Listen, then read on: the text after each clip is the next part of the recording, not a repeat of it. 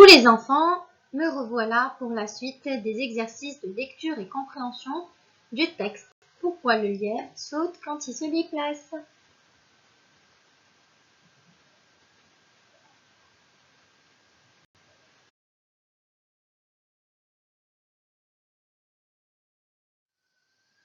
Nous allons passer maintenant à la page d'à côté, la page 95.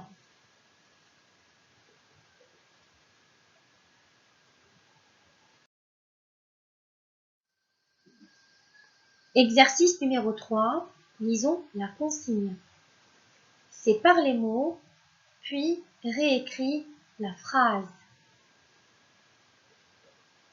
Nous avons ici une phrase dont tous les mots sont collés, n'est-ce pas?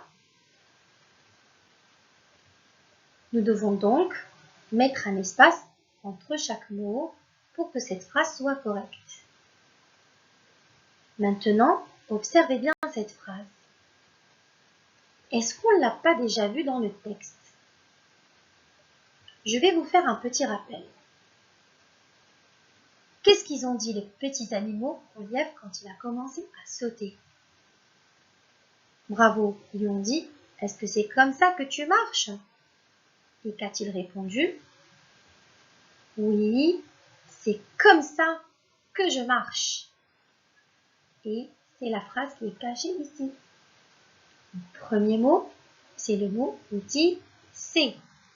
Et nous allons mettre une séparation après la lettre T.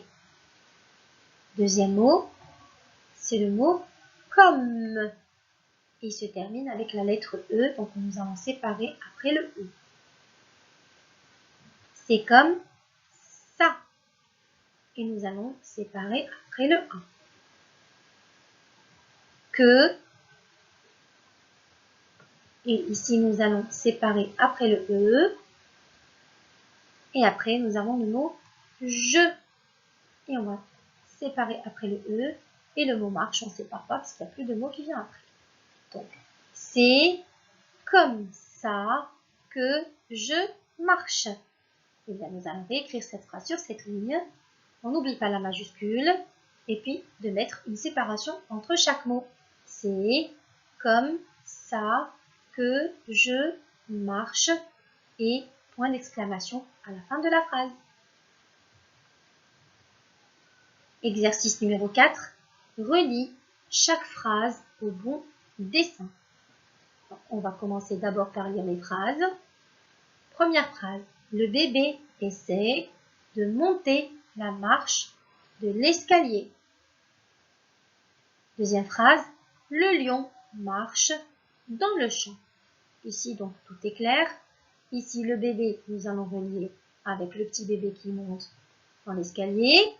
Et ici, le lion, nous allons relier avec le lion. N'est-ce pas? Nous allons lire maintenant la suite de la consigne. Entoure le mot identique dans ces deux phrases. Alors, quel est le mot identique dans les deux phrases? Bravo, nous avons le mot marche et marche.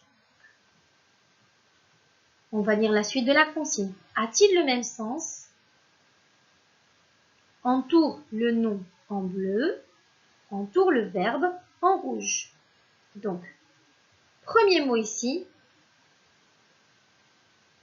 je vais commencer à lire la phrase encore une fois et nous allons voir quel est le sens de ce mot-là et est-ce que c'est un nom ou bien est-ce que c'est un verbe.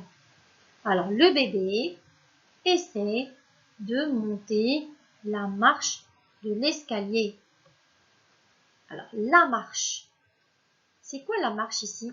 Regardez ici, la marche de l'escalier. Est-ce que c'est un verbe? Non. L'escalier ne peut pas faire une action. Il est immobile.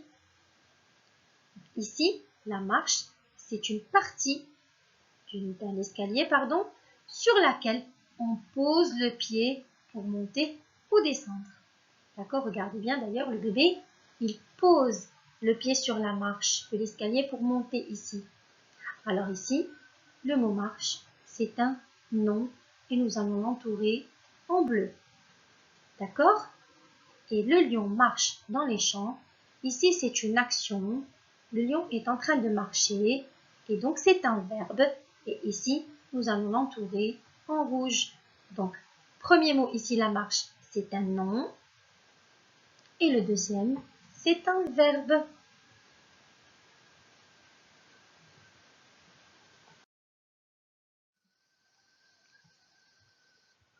Exercice numéro 5, lisons la consigne. Écris 2 phrases différentes avec le nom et le verbe marche. Nous venons de voir dans l'exercice précédent, l'exercice numéro 4, que le mot marche pouvait être une action ou bien un verbe comme le verbe marcher et qu'on pouvait l'utiliser aussi en tant que nom comme la marche de l'escalier. Comme première phrase, j'ai choisi la phrase suivante. Je marche sur le trottoir. Ici, je fais une action, donc c'est un verbe. D'accord? Vous pouvez très bien changer la phrase et, par exemple, vous pouvez mettre « Papa marche dans la rue » ou bien « Maman marche dans la forêt ». Vous pouvez utiliser un nom de camarade de classe, comme par exemple « Sarah marche sur le sable ». Voilà, écrivez la phrase que vous voulez. Comme deuxième phrase, j'ai choisi la phrase suivante. La marche est très haute. Ici, on parle bien évidemment de la marche de l'escalier qui est un petit peu grande, elle est haute. Et quand elle est haute, on a du mal un petit peu des fois à la monter. Et donc vous pouvez très bien choisir une autre phrase, comme par exemple la marche est cassée, ou bien je monte les marches de l'escalier, ou bien je monte vite les marches de l'escalier. Faites la phrase qui vous plaît le plus. Exercice numéro 6 maintenant, lisons la consigne. Qu'est-ce qui est pareil dans ces dessins? Qu'est-ce qui change? Regardez le premier dessin. Je vous donne quelques petites secondes de réflexion. Très bien. Dans ce dessin, on voit un homme qui attrape un poisson ou bien un pêcheur qui attrape un poisson. Très bien. Maintenant, regardez bien la deuxième image. Qu'est-ce qu'on voit? On voit un poisson qui attrape un pêcheur. Alors c'est drôle, non? Est-ce qu'un poisson peut attraper un pêcheur? Est-ce que les poissons peuvent pêcher? Bien sûr que non. Alors, ici, dans cette image correspond à la réalité, ce qui veut dire que c'est vrai, dans la vraie vie, on peut trouver ça, on peut trouver un pêcheur qui attrape un poisson. Et cette image ne correspond pas à la réalité, ce qui veut dire que dans la vie de tous les jours que nous vivons, on ne peut pas voir un poisson qui attrape un être humain. N'est-ce pas? Allons vérifier tout ça dans les exercices qui vont suivre.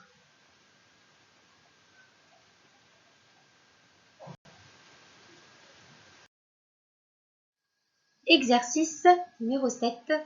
Lisons la consigne. Entoure les phrases qui correspondent à la réalité. Très bien, donc ici nous allons lire les phrases et on va dire, est-ce que dans ces phrases, ce sont des choses qu'on peut voir dans la vraie vie ou bien est-ce que ce sont des choses qui sont vraiment très drôles et qui sont impossibles à avoir dans notre vie quotidienne? D'accord? Alors, première phrase. Le pêcheur attrape le poisson. Est-ce que cette phrase correspond à la réalité? Oui, bien sûr, les enfants, cette phrase est correcte, donc nous allons l'entourer. Nous allons passer à la phrase d'en face maintenant. Le poisson attrape le pêcheur. Est-ce que cette phrase correspond à la réalité? Bien sûr que non. Un poisson ne peut pas attraper un pêcheur et donc nous n'allons pas l'entourer. Nous allons retourner à la ligne. L'enfant regarde la lune. Est-ce qu'un enfant peut regarder la lune, par exemple, briller dans le ciel le soir? Bien sûr, cette phrase correspond à la réalité, donc nous allons l'entourer. Regardons la phrase d'en face maintenant. La lune regarde l'enfant. Est-ce que c'est possible? Bravo, bien sûr que non. La lune ne peut pas nous regarder. La lune est un astre, d'accord? Et donc, elle n'a pas des yeux pour nous voir. Exercice numéro 8 maintenant. Écris 2 phrases qui correspondent au dessin. Bien, regardez le premier dessin. Qu'est-ce qu'on voit ici? Bravo, on voit un jardinier qui arrose une fleur, n'est-ce pas? Donc ici, on va mettre la phrase suivante. Le jardinier arrose la fleur. Ici, dans le mot jardinier, nous allons terminer avec le ER. Et là, vous avez dans fleur le EU. Et ici, il s'écrit avec 2 lettres, pas avec la lettre E seulement. Et c'est un E ouvert. Cette leçon, vous allez la voir demain avec la maîtresse Sarah. Vous allez mieux comprendre quand est-ce qu'on met un E ouvert et un E fermé. Deuxième image maintenant. Qu'est-ce qu'on voit? On voit une fleur qui arrose le jardinier. Est-ce qu'on voit ça dans la vraie vie, dans la réalité? Bien entendu que non, mais nous allons quand même écrire la phrase qui correspond à ce dessin bizarre. Donc, la fleur, avec le EU, on l'écrit. N'oubliez pas, arrose le jardinier.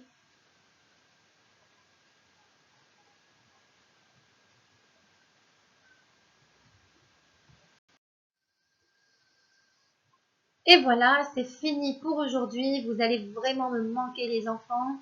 J'ai hâte de vous retrouver dans une prochaine séance. Je vous fais de gros bisous. Au revoir.